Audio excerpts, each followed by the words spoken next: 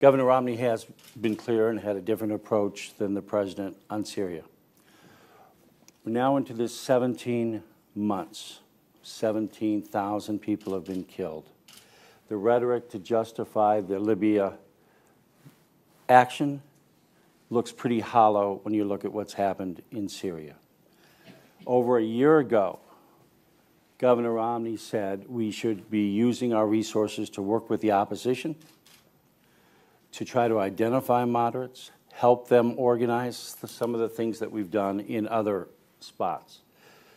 The administration recently has been telling reporters and having stories about how 5 weeks ago we began to work with the opposition, which is great, but it's 15 months late and a year after Governor Romney said we should be leading.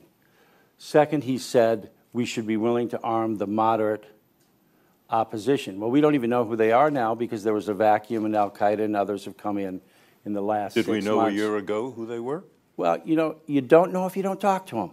And this administration didn't send resources in covert to have a dialogue like we've done in other parts of the world. So, yeah, we didn't. We are where we are. The point is leading means engaging an issue like Syria, one that is, according to the CENTCOM commander, the biggest strategic blow we could give to Iran is if Assad leaves. It's strategically important to the Soviet Union.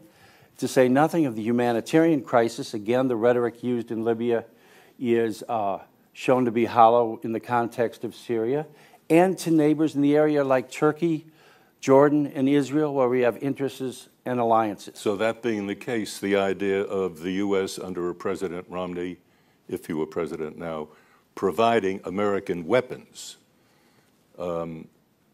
is correct. He would be providing weapons. He has said repeatedly he would be willing and support arming the moderate factions within the opposition. And what about moving American forces on the ground to look after the arming of the rebels? Well, Senator McCain and Senator Lindsey Graham and others have called for safe havens, no-fly zones. Right.